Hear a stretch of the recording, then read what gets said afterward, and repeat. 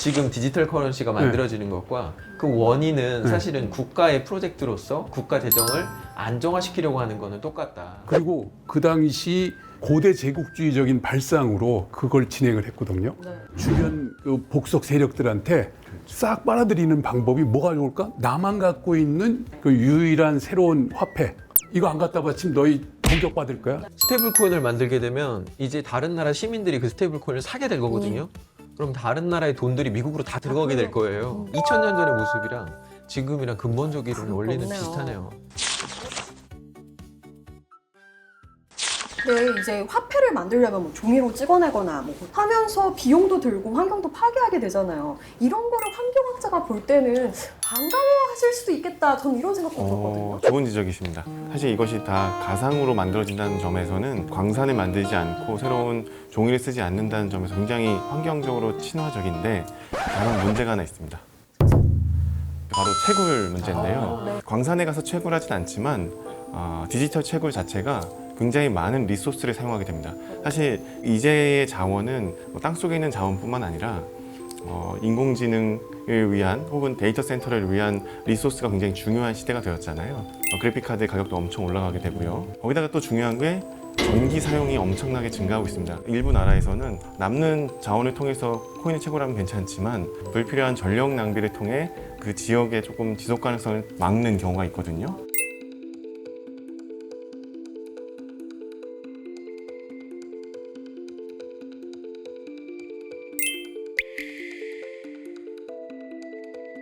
대부분 아직도 우리는 신재생 에너지나 수력 네. 발전 이런 것들을 많이 관심이 있지만 현재 채굴하는 대부분의 전력은 화석 연료에서 오고 더 많은 화석 연료가 사용되게 된다라고 볼 수 있겠습니다. 말씀하셨던 거에 연결해서 잠깐 설명을 드리면 그래서 트럼프 대통령이 그동안 하지 않았던 석탄 채굴들을 허용하기 시작했어요. 화석 연료를 사용하는 걸 늘림으로 인해서 사실은 환경 파괴에 영향을 미치게 될 거고요. 네. 그렇게 된다면 솔직히 에너지 자원이 풍부한 나라일수록 이 코인에서도 경쟁력을 가질 수밖에 맞습니다. 없겠네요. 네. 그러면 요즘 미중 관계가 아주 심상치 않은데요. 이 둘이 코인판에서도 알력 관계가 굉장히 지금 벌어지고 있다는데 사실인가요?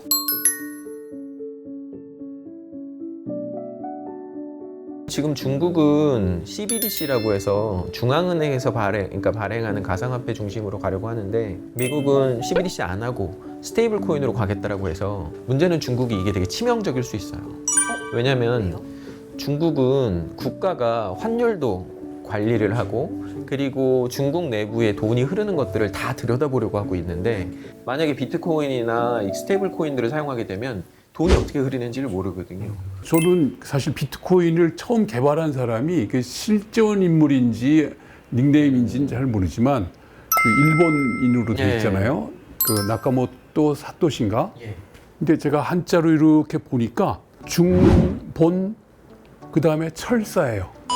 그래서 이거 봐라. 그 사토시란 표현이 똑똑하다라는 얘기인데 밝을 철자에 철학할 때 그 철자하고 역사사자가 그 밝히고 공개하고 기록한다. 근데 비트코인의 컨셉하고 딱 맞더라고요. 그렇죠. 혹시 그래서- 역사학자?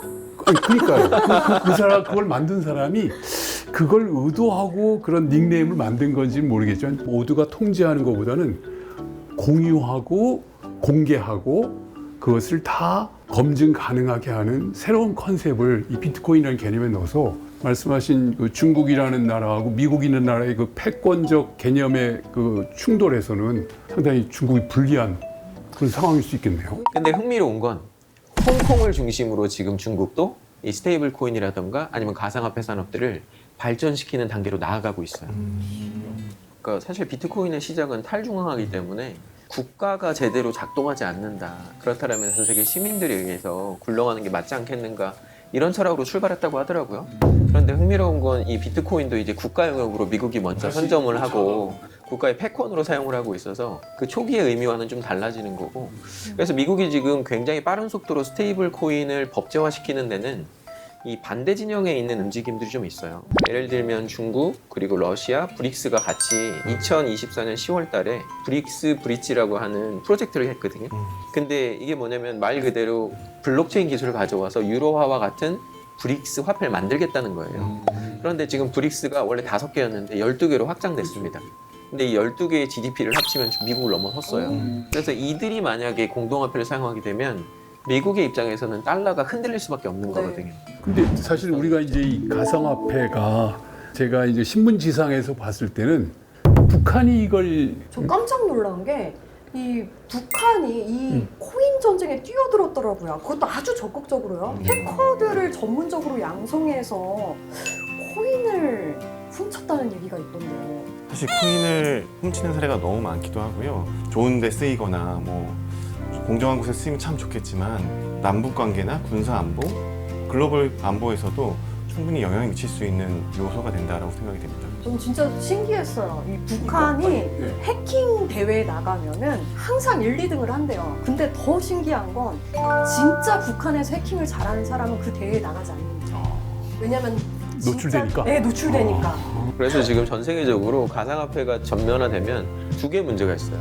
하나는 분산, 그리고 또 하나는 안보입니다. 보안이에요. 그러니까. 근데 보안이 깨지면 전 세계 경제가 다 무너질 수 있거든요. 네. 그래서 지금 중국이 CBDC를 도입을 하면서 실험을 계속 하고 있는데 만약에 보안이 제대로 안 되면 미국과 경쟁하면서 자신들의 경제가 붕괴될 수 있다라고 하는 위험들이 있어서 살얼음 걷듯이 가고 있어요. 정리를 좀 하자면 네. 이게 사실은 네. 국제경제 질서 안으로 들어오지 못하기 때문에 네. 이렇게 수익들을 가져가는 거거든요. 그래서 어떻게 해서든 국제 질서로 들어오는 게 이 문제를 근본적으로 해결하는 거다라는 생각이 들고요. 아까 말했던 브릭스 브릿지 안에 북한이 지금 러시아와의 관계가 가깝잖아요.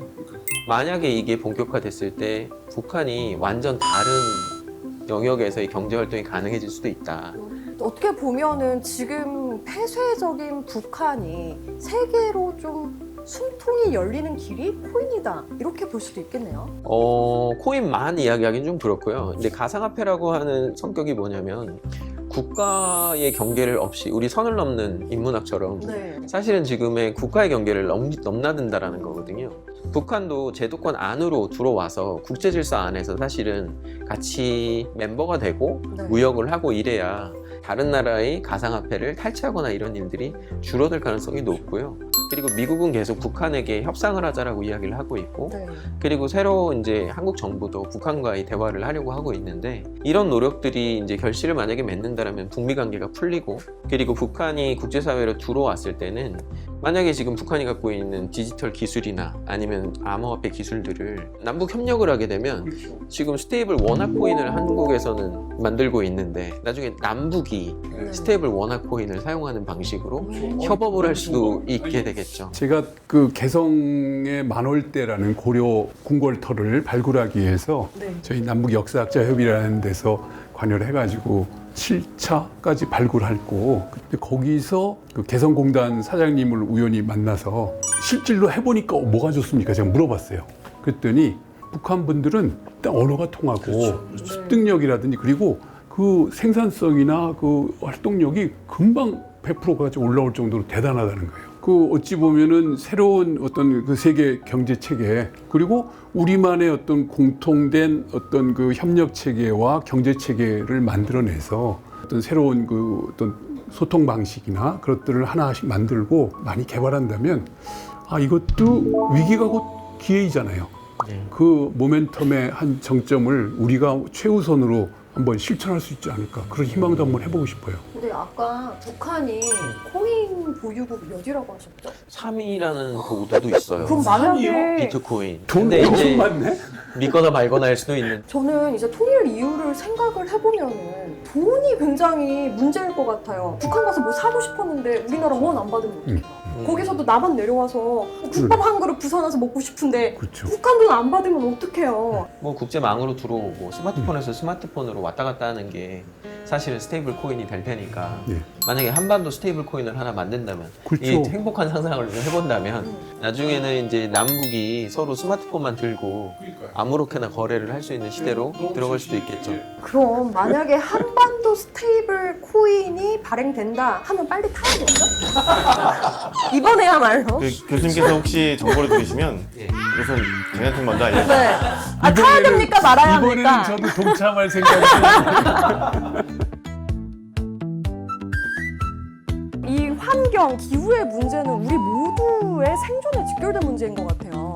지금의 만주족과 우리 민족이 공유하고 있는 아주 독특한 문화의 상징이 또 백두산. 자기들이 천지를 보지 못하고 물만 받아서 와가지고 하루아침에 그 물이 다 없어진 거예요. 뭐 언제든 폭발할 여지는 있다라고 백두산 폭발하면 어떡하지?